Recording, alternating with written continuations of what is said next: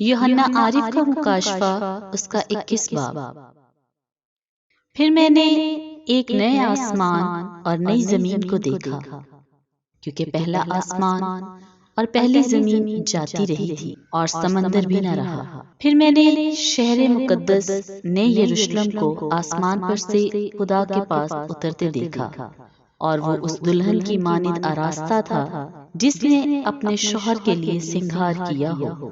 پھر میں نے تخت میں سے کسی کو بلند آواز سے یہ کہتے سنا کہ دیکھ، خدا کا خیمہ آدمیوں کے درمیان ہے، اور وہ ان کے ساتھ سکونت کرے گا، اور وہ اس کے لوگ ہوں گے، اور خدا آپ ان کے ساتھ رہے گا اور ان کا خدا ہوگا، اور وہ ان کی آنکھوں کے سب آنسو پونچھ دے گا۔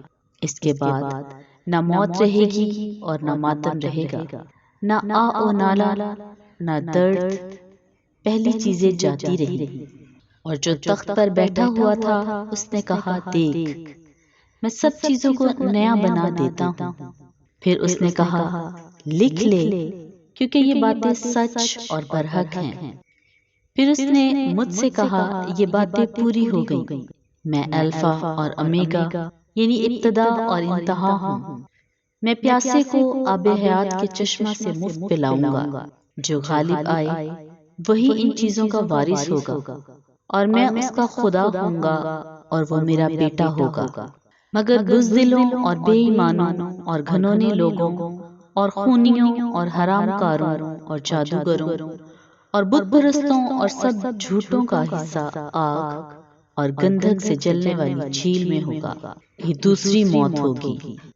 پھر ان 7 فرشتوں میں سے جن کے پاس 7 پیالے تھے اور وہ پچھلی 7 آفتوں سے بھرے ہوئے تھے، ایک نے آ کر مجھ سے کہا، ادھر آ، میں تجھے دلہن یعنی برہ کی بیوی دکھاؤں۔ اور وہ مجھے روم میں ایک بڑے اور اونچے پہاڑ پر لے گیا، اور شہر مقدس یروشلم کو آسمان پر سے خدا کے پاس سے اترتے دکھایا۔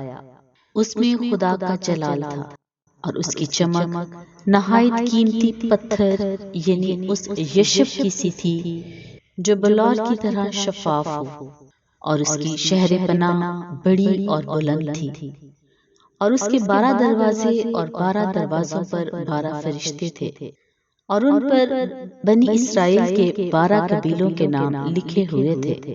3 دروازے مشرق کی طرف تھے، 3 دروازے شمال کی طرف، 3 دروازے جنوب کی طرف، اور 3 دروازے مغرب کی طرف۔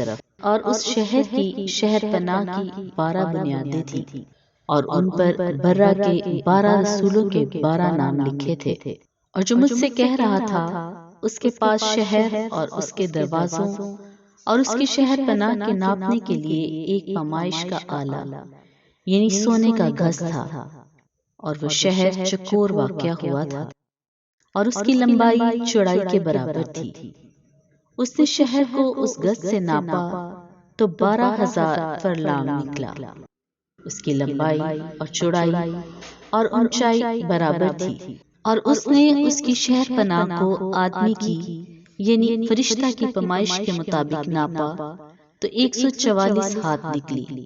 اور اس کی شہر پناہ کی تعمیر یشب کی تھی، اور شہر ایسے خالص سونے کا تھا جو شفاف شیشہ کی مانند ہو۔ اور اس شہر کی شہر پناہ کی بنیادیں ہر طرح کے جواہر سے آراستہ تھی۔ پہلی بنیاد یشب کی تھی، دوسری نیلم کی، تیسری شب چراغ کی، چوتھی زمرد کی، پانچویں عقیق کی، چھٹی لال کی، ساتویں سنہرے پتھر کی، آٹھویں فیروزہ کی، نویں زبرجد کی، 10ویں یمنی کی، 11ویں سنگ مرمر سنبلی کی، اور 12ویں یاقوت کی۔ اور 12 دروازے 12 موتیوں کے تھے، ہر دروازہ ایک موتی کا تھا، اور شہر کی سڑک شفاف شیشہ کی مانند خالص سونے کی تھی۔ اور میں نے اس میں کوئی مقدس نہ دیکھا، اس لیے کہ خداوند خدا قادر مطلق اور برہ اس کا مقدس ہے، اور اس شہر میں سورج یا چاند کی روشنی کی کچھ حاجت نہیں، کیونکہ خدا کے جلال نے اسے روشن کر رکھا ہے، اور برہ اس کا چراغ ہے۔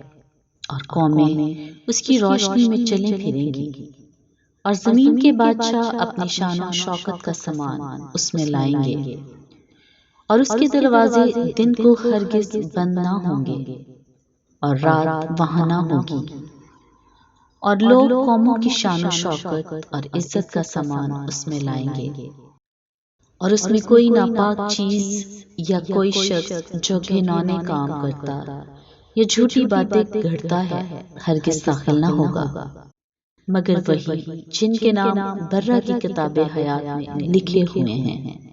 پاک کلام کا پڑھا اور سنا جانا ہم سب کے لیے باعث برکت ہو۔ تو ویورز، اگر آپ چاہتے ہیں خدا کی کلام کی آیات آپ کو روزانہ ملیں تو ڈیلی ورس چینل کو سبسکرائب کریں اور بیل آئیکن کو دبائیں، اپنے کمنٹ ضرور دیجیے۔